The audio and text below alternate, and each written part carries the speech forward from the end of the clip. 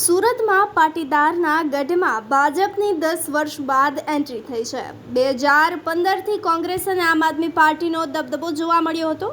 વરાછાના MLA Kumar કાનાણીનો video હાલ social media પર viral થયો છે, જેમાં વરાછામાં ચૂંટણી સમયે એમએલએ કુમાર કાનાણીએ ચેલેન્જ ફેંકી હતી। વરાછાની જનતાએ બતાવી દીધું છે કે આપવાળા તેની માને નહીં પણ માસીને ધાવી અને આવ્યા હોવાનું વાત જે છે તે કુમાર કાનાણી કહી રહ્યા છે। આજે મેં તેના વિપક્ષના એક સભ્યની મેં આજે એક વિડીયો જોયો, સભાના મંચ ઉપરથી બોલે છે, ભાજપ વાળાને પરસેવો ન પડી દઈએ ને, ભાજપ વાળાને જો અમે પરસેવો ન પડી દઈએ તો અમે અમારી માને ખાવા નહીં હોઈએ। આપ વાળા બોલ્યા છે, આપ વાળા બોલ્યા છે, અરે ભાઈ ચૂંટણી છે, બધા મહેનત કરે, બધા પરસેવો પાડે, એમાં ગરમી છે, પરસેવો તો થાય, પણ તમારે રેલો એટલો ઉતરી ગયો છે, ભીનો થઈ ગયો છે, તમારે બતાવવાનું છે। 26 તારીખે એને કોનું દૂધ પીધું છે એ મતદાન કરી અને તમારે એનો જવાબ આપવાનો છે। 26 તારીખે અને 28 તારીખે પરિણામ આવવાનું છે। 28 તારીખે પરિણામ આવવાનું છે।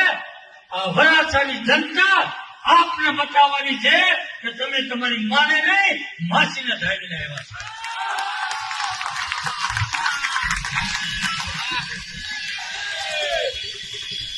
આ જવાબ તમારે આપવાનો છે।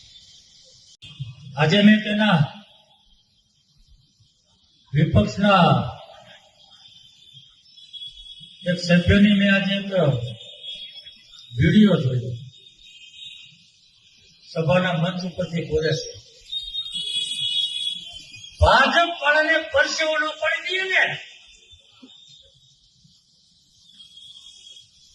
ભાજપ વાળાને જો અમે પરસેવો ન પડી દઈએ તો અમે અમારી માને ખાવા નહીં હોઈએ। આપ વાળા બોલ્યા છે,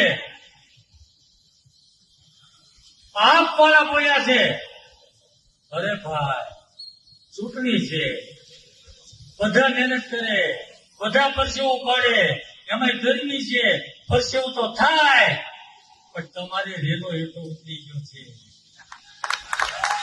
ભીનો થઈ ગયો છે, તમારે બતાવવાનું છે। 26 તારીખે એને કોનું દૂધ પીધું છે એ મતદાન કરી અને તમારે એનો જવાબ આપવાનો છે। 26 તારીખે અને 28 તારીખે પરિણામ આવવાનું છે। 28 તારીખે પરિણામ આવવાનું છે।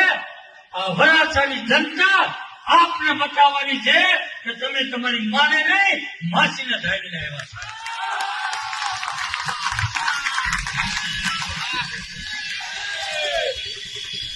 આ જવાબ તમારે આપવાનો।